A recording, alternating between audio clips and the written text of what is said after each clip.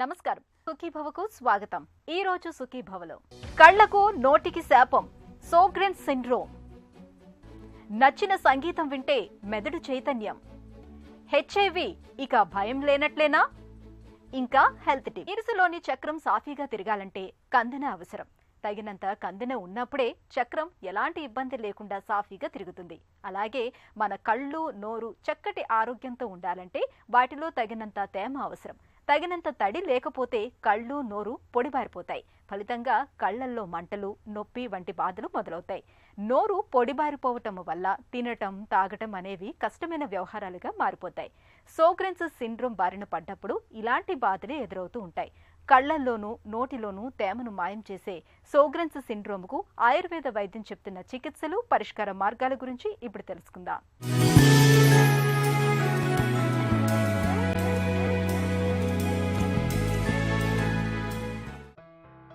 పొడి అద్దాలను శుభ్రం చేయడం కంటే కాస్త తడిగా ఉండే అద్దాలను శుభ్రం చేయడం సులువుగా ఉంటుంది.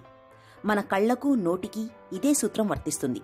కళ్ళు, నోరు చక్కటి ఆరోగ్యంతో ఉండాలంటే వాటిలో తగినంత తేమ ఉండాలి. ఇందుకు లాక్రిమల్ గ్రంథి స్రవించే కన్నీరు, సలైవా గ్రంథులు ఉత్పత్తి చేసే లాలాజలం తోడ్పడతాయి. అయితే కొంతమందిలో సోగ్రెన్స్ సిండ్రోమ్ అనే ఆటో ఇమ్యూన్ జబ్బు కారణంగా లాక్రిమల్, సలైవా గ్రంథులు సరిగ్గా పనిచేయవు. దీంతో తగినంత కన్నీరు, లాలాజలం ఉత్పత్తి కాదు. ఇలాంటి పరిస్థితుల్లో కళ్ళు, నోరు రెండూ పొడిబారి మంట, నొప్పి వంటి బాధలు మొదలవుతాయి. సోగ్రెన్స్ సిండ్రోమ్ బారిన పడ్డప్పుడు కళ్ళు, నోరు పొడారిపోవడంతో పాటు ఒంట్లోని కీళ్లన్నీ విపరీతమైన నొప్పులు పెడుతుంటాయి.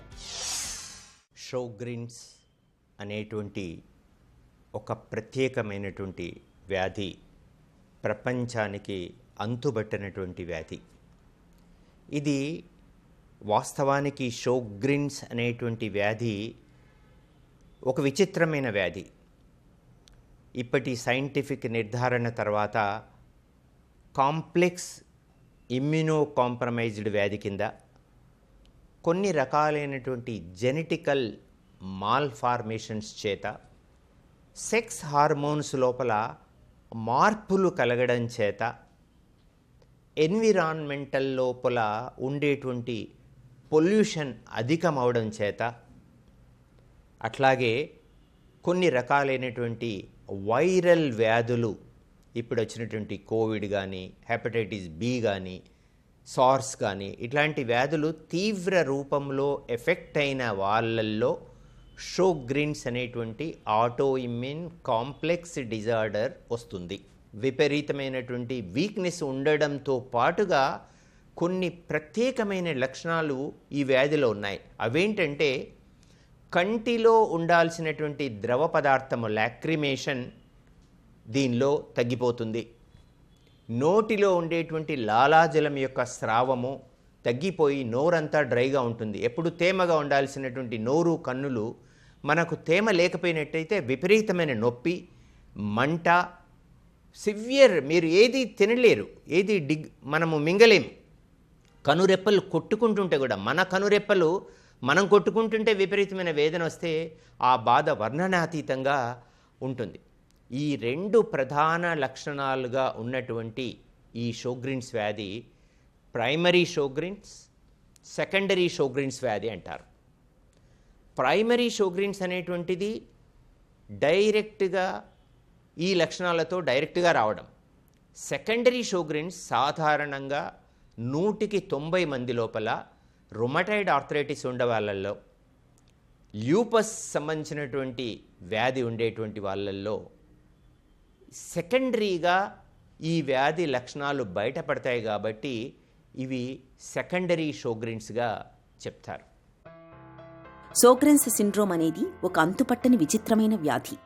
మన ఒంట్లోని వ్యాధి నిరోధకత మనకు వ్యతిరేకంగా పనిచేయడం, అలాగే కొన్ని రకాల జన్యుపరమైన లోపాలు, సెక్స్ హార్మోన్లలో తేడాలు ఉన్నప్పుడు సోగ్రెన్స్ సిండ్రోమ్ కనిపించే అవకాశం ఉందని చెబుతారు నిపుణులు. ఇది సాధారణంగా 40 ఏళ్లు పైబడిన వారిలోనూ, ముఖ్యంగా మహిళల్లో ఎక్కువగా కనిపిస్తుంటుంది. మన దేశంలో 10 లక్షల మందికి పైగా ఈ జబ్బుతో బాధపడుతున్నారని ఒక అంచనా. దీని బారిన పడ్డప్పుడు కళ్లలోనూ, నోటిలోనూ తేమను ఉత్పత్తి చేసే కణాలు తగ్గిపోతాయి. సోగ్రెన్స్ సిండ్రోమ్లో ప్రైమరీ, సెకండరీ అని మళ్లీ 2 రకాలు కనిపిస్తాయి. స్వతహాగా జబ్బు తలెత్తినప్పుడు దాన్ని ప్రైమరీ అని, రుమటాయిడ్ ఆర్థరైటిస్, లూపస్ వంటి జబ్బులతో జతకూడి తలెత్తిన జబ్బును సెకండరీ అని పిలుస్తారు. సోగ్రెన్స్ సిండ్రోమ్కు రక్త పరీక్షలు, కంటి పరీక్షలు, సయోలోగ్రఫీ, స్లిట్ ల్యాంప్, సలైవరీ, సింటిగ్రఫీ తదితర పరీక్షలు అవసరమవుతాయి. బాడీ పెయిన్స్కు పాలిఆర్థరైటిస్ కింద తీసుకొని, ఆమవాతం కింద తీసుకొని చక్కటి మనకు ఆమవాత హరిరస్, కాంచనార గుగ్గులు, శూలహరవటి, మహావాత విధ్వంసిని రస్ లాంటి మాత్రల్ని ఇవ్వడం ద్వారా తప్పకుండా వీటికి రిలీఫ్ చేయవచ్చు. ఇక్కడ ముఖ్యమైనటువంటి కంటి లోపల లాక్రిమేషన్ తగ్గడం, దీనికి మహాత్రిఫలాఘృతము, కంటి లోపల నేత్రంలో నేత్రవస్తి అంటారు. ఇది ఒక specialised treatment procedure.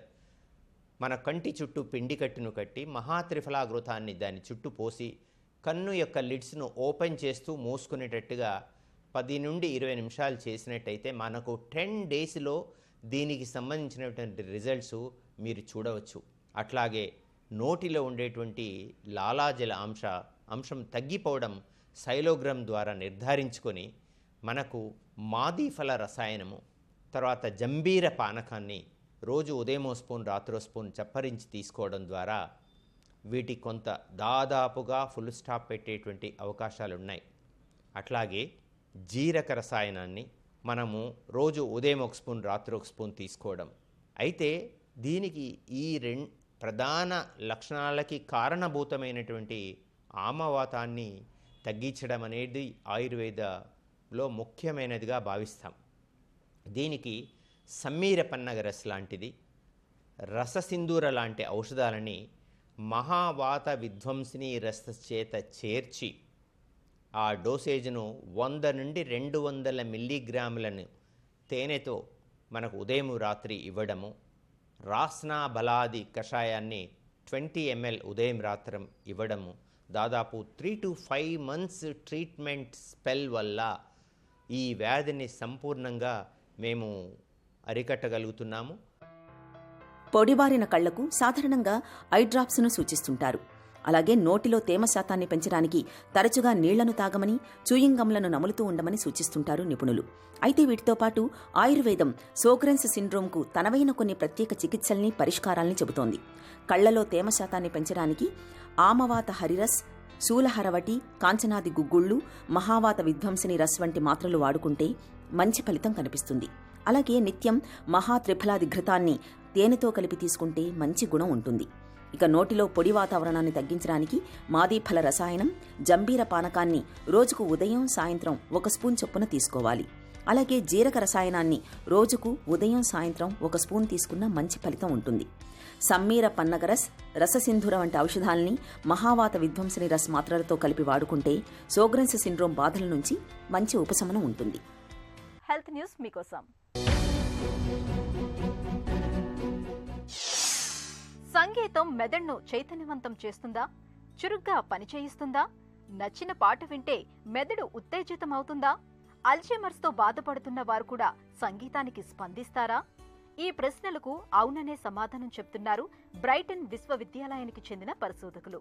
Stroke, Alzheimer's, మెదడు గాయాల చికిత్సలో సంగీతం కీలక పాత్ర పోషిస్తుందని పేర్కొంటున్నారు పరిశోధకులు. ఇందుకోసం న్యూరోలాజిక్ మ్యూజిక్ థెరపీ అనే చికిత్సా విధానాన్ని ముందుకు తెస్తున్నారు. మానవుడి మెదడుపై సంగీతం చూపే ప్రభావం అపారం.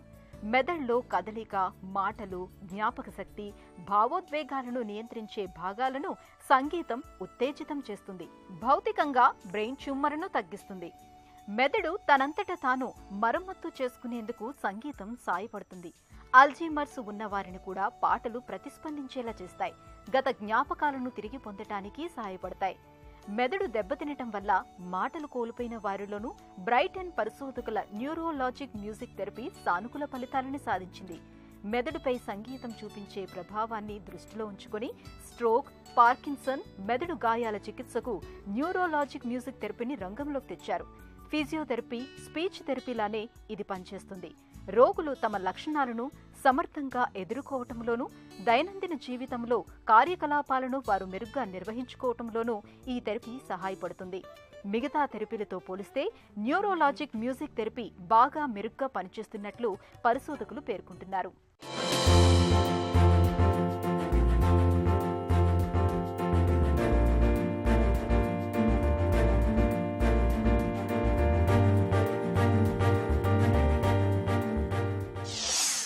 మెల్లకన్ను ఉన్నప్పుడు పేరెంట్స్ వెంటనే గమనించి చిన్నపిల్లల డాక్టర్ను సంప్రదించాలి. మెల్లకన్ను ట్రీట్మెంటు మందులతో ఉన్నది, ఎక్సర్సైజ్తో ఉన్నది, అద్దాలతో ఉన్నది, సర్జరీతో ఉన్నది. సో ముఖ్యంగా ఎక్కువ శాతం మందికి అర్లీ స్టేజెస్లో గ్లాస్ ఇచ్చేదానివల్ల మెల్లకన్ను స్ట్రైట్ అవుతుంది. ఎగ్జాంపుల్, ప్లస్ ఎర్రర్ ఉన్న వాళ్ళకు ప్లస్ గ్లాస్ ఇస్తే ఇది స్ట్రైట్ అయిపోతుంది. అలానే మైనస్ గ్లాస్ ఉన్న వాళ్ళకు, మైనస్ పవర్ ఉన్న వాళ్ళకు మైనస్ గ్లాస్ ఇస్తే సరిపోతుంది. అస్టిగ్మాటిజం ఉన్న వాళ్ళకు సిలిండ్రికల్ గ్లాస్ ఇస్తే సరిపోతుంది. సో రెండో ట్రీట్మెంట్, మెడికల్ ట్రీట్మెంట్ ఏమి ఉందంటే, ఒక ఐకి ఏదైతే డిఫెక్ట్ ఉందో దాన్ని ఫోకస్ చేస్తూ బాగా కనపడే కన్నుకు అట్రోపిన్ అనే డ్రాప్స్ వేసేదానివల్ల కూడా కొంతవరకు మనము స్ట్రైట్ చేయొచ్చు. ఇంకొక మెడిసిన్ ఏది అంటే బోటులినం టాక్సిన్. బోటులినం టాక్సిన్ అనేది ఆ పర్టికులర్ కండరానికి వసూలు చేస్తే అది వీక్ అయిపోయి స్ట్రైట్ అయ్యే అవకాశం ఉంది. ఇలాగ బోటులినం వల్లను అట్రోపిన్ వల్లను కొంతవరకు స్క్వింట్ను సరి చేయొచ్చు. ఇక మూడోది ఎక్సర్సైజ్. సో ఎక్సర్సైజ్ ఏమి అంటే, ఒక పెన్సిల్ కానీ పెన్ కానీ దూరంగా పెట్టేసి దగ్గరికి తీసుకోవడం. సో ఇలాగా ఎక్సర్సైజ్ అంటాం. ఈ ఎక్సర్సైజ్ చేసే దానివల్ల కూడా కన్నును స్ట్రైట్గా చేసే అవకాశం ఉంది. సర్జికల్ ట్రీట్మెంట్ ఏమంటే, స్క్వింట్కు ఈ మజిల్స్, కండరాలు ఉన్నాయి, కండరాలను పొడిగించడం కానీ కండరాలు స్టార్ట్ చేసిన వల్ల కంటిని స్ట్రైట్ చేసే పద్ధతి ఉంది. దీన్నే స్క్వింట్ సర్జరీ అంటారు. ఈ స్క్వింట్ సర్జరీ అనేది ఈ పద్ధతులు ఫెయిల్ అయినప్పుడు మనం ఆపరేషన్ ద్వారా కంటిని స్ట్రైట్ చేయొచ్చు. ఇది ఏ వయసు వారికైనా చేయొచ్చు. స్టార్టింగ్ ఫ్రమ్ 2 years నుంచి పెద్దవాళ్ళకు కూడా ఈ శస్త్రచికిత్స ద్వారా కంటిని స్ట్రైట్. ప్రపంచాన్ని గజగజ వణికించి ఎంతో మందిని పొట్టన పెట్టుకున్న హెచ్ఐవి ఎయిడ్స్ ని మనం మందులు, ఇతరత్ర జాగ్రత్తలతో చక్కగానే కట్టడి చేస్తున్నాం. ఫలితంగా హెచ్ఐవి ఎయిడ్స్ మరణాలు చాలా వరకు తగ్గుముఖం పట్టాయి. అయితే హెచ్ఐవి విషయంలో ఆదమరిస్తే అనర్థం తప్పదు. చికిత్సను మధ్యలో ఆపేసినా, మందుల్ని మధ్యలోనే మానేసినా, ఇతరత్ర జాగ్రత్తలు తీసుకోకపోయినా రాకాసి వైరస్ మళ్లీ జూలు విదిల్చే ప్రమాదం ఉంది. కాబట్టి హెచ్ఐవిని కట్టడి చేయడమే కాదు, సమూలంగా నిర్మూలించడమే మన లక్ష్యం కావాలి. ఈ నేపథ్యంలో మహమ్మారి హెచ్ఐవి కట్టడికి తీసుకోవాల్సిన జాగ్రత్తల గురించి డాక్టర్ని అడిగి ఇప్పుడు తెలుసుకుందాం.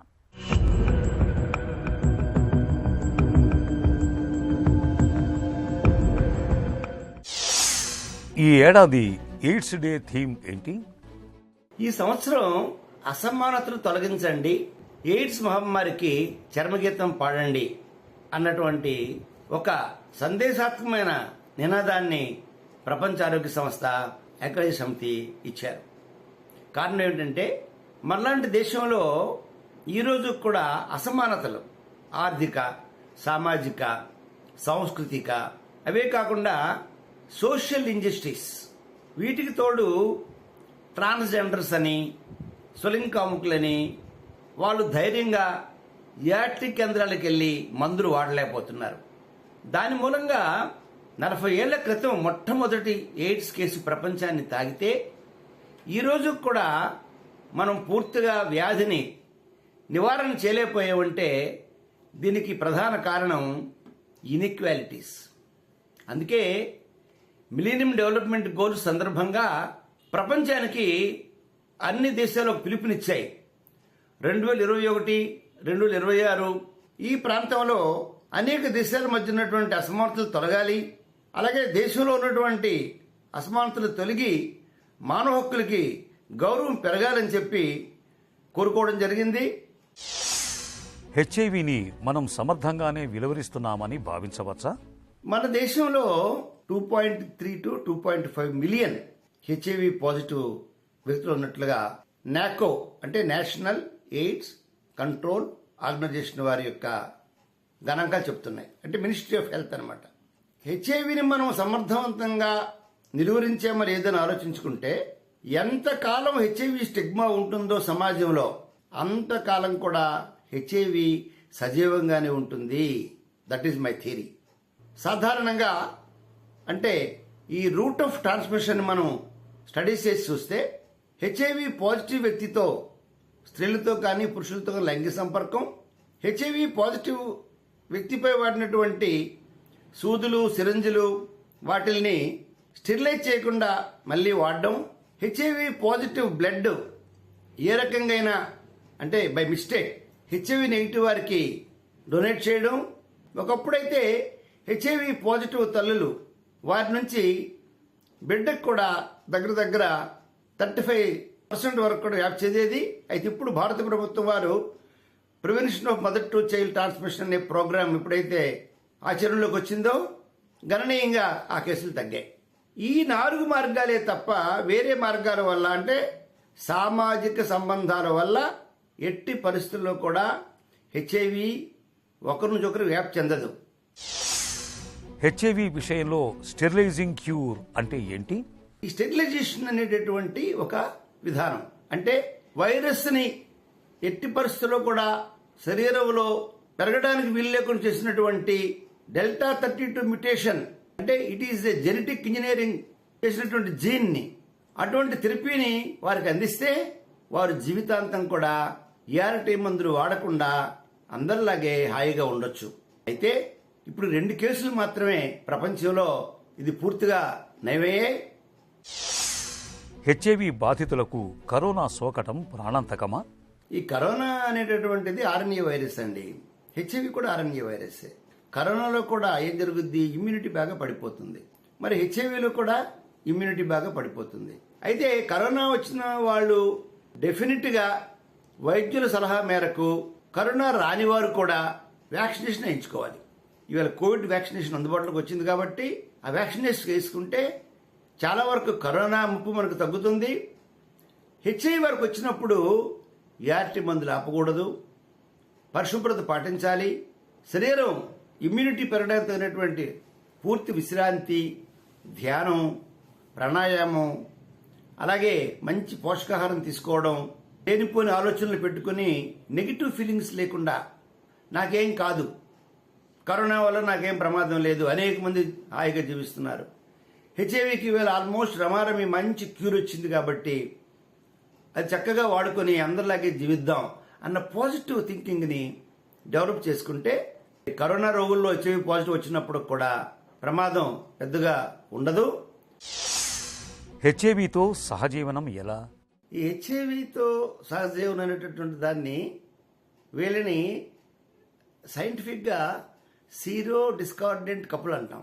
అంటే ఒకరు పాజిటివ్, ఒకరు నెగిటివ్, లేదా ఇద్దరు పాజిటివ్. ఇటువంటి పరిస్థితుల్లో పాజిటివ్ వాళ్ళు తప్పకుండా ERT మందులు వాడాలి. ఎంతవరకు వాడాలి? వారి CD4 కౌంటు 500, 600 ఆ పైన వెళ్లే వరకు, అంటే 500 CD4 cells per cubic millimetre. అలాగే వైరస్ కూడా అన్డిటెక్టబుల్ స్టేజ్ అంటాం. అంటే వైరస్ ఆ శాంపిల్లో కనిపించడం లేదు అన్న దశ వరకు కూడా సూటబుల్ మందు వాడాలి. ఈవేళ ప్రపంచవ్యాప్తంగా వైద్యంలో అనేక మార్పులు వచ్చాయి కాబట్టి ప్రభుత్వం వారు దీని పట్ల శ్రద్ధ వహించి పేద మధ్యతరగతి వాళ్ళని కూడా ఆదుకొని తద్వారా ఎయిడ్స్ లేని సమాజాన్ని తయారు చేయాలి. కానీ సహజీవనం చేస్తున్నటువంటి వాళ్ళు safe sex, safe needle, safe blood, safe parenthood అనే సిద్ధాంతాన్ని ఆచరిస్తూ హెచ్ఐవిని శాశ్వతంగా జయించే అవకాశాలు ఉన్నాయా? హెచ్ఐవిని మనం శాశ్వతంగా జయించే అవకాశాలు 100% ఉన్నాయి. ఎందుకంటారా, 80 దశకంలో హెచ్ఐవి అంటే మరణవాంగ్మూలం. ఆ వ్యాధి వస్తే మహా అయితే 2 ఏళ్లు బతికేవాళ్ళు. 90 నాటికి హెచ్ఐవి యొక్క పూర్వపరాలన్నీ కూడా మనం విశ్లేషపరచడం జరిగింది. అంటే డయాగ్నోసిస్, తర్వాత వైరస్ని కనిపెట్టడము, మరి తర్వాత గత 15 ఏళ్లుగా ఈ highly active anti retroviral therapy ఆచరణలోకి వచ్చిన తర్వాత హెచ్ఐవి రోగులు కూడా మిగతా వారిలాగే అందరిలాగే రోజు ఒక టాబ్లెట్, 2 టాబ్లెట్లు వేసుకొని 100కి 100 ఆనందంగా 70-75 ఏళ్లు జీవిస్తున్నారు. మరి శాశ్వత పరిష్కారానికి వ్యాక్సిన్ గురించి మెంబ్రేన్ RNA అనేటటువంటి కొత్త టెక్నాలజీతో హ్యూమన్ ట్రయల్స్ స్టార్ట్ అయినాయి. ఆ హ్యూమన్ ట్రయల్స్ వల్ల మనం వ్యాక్సిన్ని త్వరలో కనిపెట్టవచ్చు. తర్వాతనేమో ఈ స్టెమ్ సెల్స్ లో ముఖ్యంగా డెల్టా 32 మ్యుటేషన్ జీన్ ఉన్నటువంటి ఆ థెరపీ ఇచ్చినప్పుడు పూర్తిగా హెచ్ఐవిపై మనం విజయం సాధించవచ్చు. అది ఎంత దూరం లేదు. హెచ్ఐవిపై మనకు ఎలాంటి అవగాహన అవసరం? నివారణ ఎలా? ఒకప్పుడు ఎయిడ్స్ అంటే మరణం, ఇవాళ ఎయిడ్స్ అంటే దీర్ఘకాలిక వ్యాధి. రోజుకు ఒక టాబ్లెట్ వేసుకుంటే 30 రూపాయలు ఖరీదు చేసి ఒక టాబ్లెట్ వేసుకుంటే రోజుకి, ఒకవేళ కొనడానికి ఇష్టం లేదనుకుంటే ప్రభుత్వ ERT కేంద్రాల్లో ఉచితంగా మందులు ఇస్తున్నారు. అక్కడ వెళ్లి మందులు తీసుకుని మందులు వాడుకుంటే ఒక డయాబెటీస్ రోగి ఎలాగైతే జీవిస్తున్నాడో, ఒక బీపీ పేషెంట్ ఎలా జీవిస్తున్నాడో, అలాగే హెచ్ఐవి రోగి కూడా పెళ్లి చేసుకోవచ్చు, పిల్లల్ని కనొచ్చు, అందరిలాగే ఆరోగ్యంగా జీవించవచ్చు. హెచ్ఐవి దంపతులు నెగిటివ్ పిల్లల్ని కనవచ్చు. వారికి ఉన్నటువంటి రైట్స్, హ్యూమన్ రైట్స్, మానవ హక్కుల్ని ఎవరు కూడా తక్కువగా చూసి మాట్లాడకూడదు. వారిని ఎప్పుడు సమాజం చేత్కరించకూడదు. సమాజం, బంధువర్గము, స్నేహితులు అందరూ కూడా వారిని హక్కును చేర్చుకుని వారికి ప్రేమ అందిస్తే ఆ రోజు హెచ్ఐవి లేని సమాజాన్ని మనం చూడగలుగుతాం. హెచ్ఐవిని పూర్తిగా నయం చేయలేకపోవచ్చు. అయితే ఓవైపు ఏఆర్టీ మందులు వాడుతూ మరోవైపు చక్కటి ఆరోగ్యకరమైన జీవనశైలిని పాటిస్తూ ఉంటే మిగతా అందరిలాగే జీవితాన్ని ఆనందంగా, హాయిగా గడపొచ్చు. అయితే కరోనా ప్రమాదం పొంచి ఉన్న నేపథ్యంలో హెచ్ఐవి బాధితులు మిగతా వారితో పోలిస్తే మరింత జాగ్రత్తగా ఉండాల్సిన అవసరం ఉంది. ఒక చిన్న చిట్కా మీకోసం. చలికాలంలో వేధించే సైనస్ బాధల నుంచి ఉపశమనం కోసం నీళ్లలో కాస్త పసుపు, వేపాకును వేసి బాగా మరిగించి ఆపై ముఖానికి ఆవిరి పట్టండి. సైనస్ బాధల నుంచి మంచి ఉపశమనం దొరుకుతుంది. సుఖీభవ కార్యక్రమానికి సంబంధించిన మీ విలువైన సూచనలు, సలహాలను వెంటనే మాకు రాయండి. మా చిరునామా Sukhibhava, ETV, Ramoji film city, Hyderabad 501512 లేదా sukhibhava@etv.co.in కు మెయిల్ చేయండి.